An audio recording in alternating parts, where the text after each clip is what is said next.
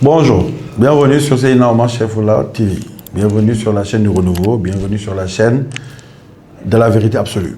Comme j'ai l'habitude de le dire, bienvenue dans le monde réel avec Seydina Omar Chefoula. Nous allons aborder aujourd'hui un sujet d'anthologie, un sujet qui me touche, qui vous touche, un sujet qui est exceptionnel. On parle un sujet qu'on va découvrir ensemble.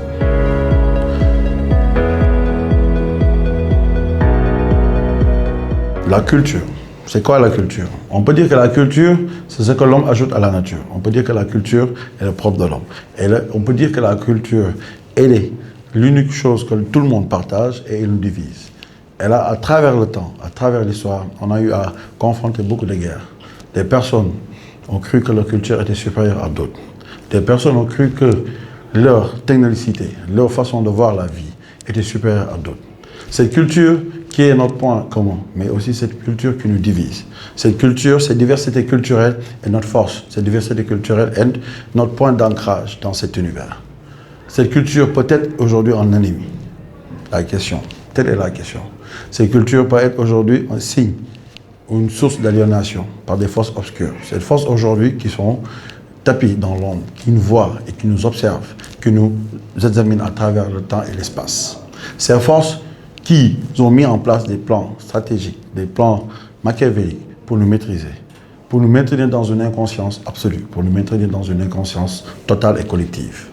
La culture est le baromètre, la culture est le moyen, est le cheval de Troie pour nous mettre dans pour nous faire dormir, pour nous mettre dans cette inconscience collective. La culture, elle fascine, elle est trouble, elle est sujet à discussion. Cette culture est notre pire ennemi des fois, parce qu'elle nous divise. Cette culture qui devait être en point, cette culture qui devait être aujourd'hui une diversité, cette culture qui devait être aujourd'hui notre phare, notre étendard, cette culture est un moyen pour les djinns de nous diviser, mais aussi de nous aliéner. À travers cette histoire, à travers cette émission, nous allons vous raconter comment aujourd'hui, à travers cette culture, les différents peuples, à travers les âges, à travers les siècles, ont été aliénés par les sources invisibles. Rentrons dans le vif du sujet. Je suis la somme de mes expériences. Que dis-je? Je suis la somme de ce qu'on a fait de moi. Je suis le résidu. Je suis la somme de ce que mes aïeux ont conçu avec le temps. Je suis une seule personne. Je suis la continuité de mon histoire, de ma lignée génétique. Je suis la culture. Je suis une force absolue, inébranlable avec le temps. Mais je suis un point d'ancrage. Je suis un point de fixation des forces invisibles. Ce point de fixation des forces invisibles qu'ils ont utilisé la culture à travers les âges, à travers le temps, pour nous mettre en selle, pour nous utiliser les uns contre les autres.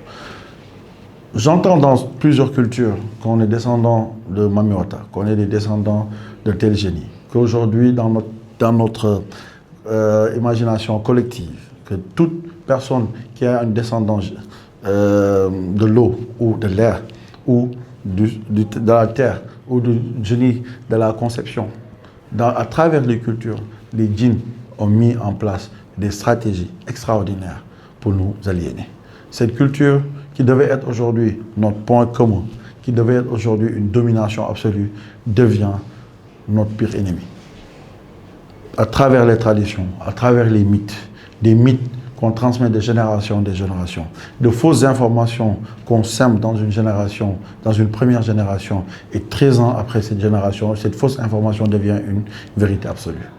Des personnes sont même capables de se battre, de se rebeller contre des personnes aujourd'hui qui sont prêts à leur dire la vérité. Parce qu'ils sont ancrés dans ces cultures. Ils ont vécu cette culture, ils le vivent. Les djinns, les forces obscures ont compris que l'homme a besoin de sentir une génétique absolue. Que l'homme a besoin de sentir qu'il fait partie d'une branche plus grande que son individualité. Donc, ils ont fait quoi? À travers le temps, ils nous ont maîtrisés. Ils nous ont mis dans des clivages. Ils nous ont mis dans une vision uniforme de la vie pour satisfaire le besoin. Prenons l'exemple du Sénégal, chez les Lébou, chez les Diola. il y a des cultes, il y a des choses qui se passent, qu'on appelle les lup pour les Diola, pour les debout. Les Diola, ils sont dans le cadre des leuls. Quand on parle de leuls, on parle de quand on doit se conseiller les hommes. Même dans cette culture qui devait être aujourd'hui le propre de l'homme, les djinns ont mis leurs besoins dedans. Les djinns nous ont maîtrisés. Les djinns nous ont fait croire des vérités qui ne le sont pas pour nous maîtriser. Ces traditions qui sont ancrées en nous, qui nous font vivre, qui nous font aujourd'hui, qui font notre fierté, et en général manipulées par Iblis et ses subalternes, ses apôtres. Mais malheureusement, le réveil sera brutal pour la majeure partie des gens. On le subit au quotidien. On est pactisé au quotidien. Quand on parle de pacte, c'est-à-dire notre potentiel est à 100%, je peux dire qu'on peut utiliser 1 ou 2% de notre potentiel. Le reste, c'est les djinns qui s'en occupent. Et cette pactisation, elle est collective. Cette pactisation, elle est inconsciente. On la vit tous les jours. On la subit inconsciemment. Et le réveil sera extrêmement dur pour certains. Certains vont rejeter, certains vont nier, certains vont jouer. Mais à la fin, comme le dit dans le Coran, toute personne qui reste seule sera consciente d'une seule vérité. Il a peut-être raison. Et cette peut-être raison sera la base de toute chose. Je suis Seydina Omar Cheifoullah, comme j'ai dit tantôt. Je suis là pour vous éveiller les consciences. Je suis là pour vous montrer le pourquoi et le comment des choses. On vient juste de rentrer dans le vif du sujet. Il y aura d'autres épisodes plus percutants qui vont nous permettre de développer, car le sujet est vaste et inquiétant. Le sujet est obscur.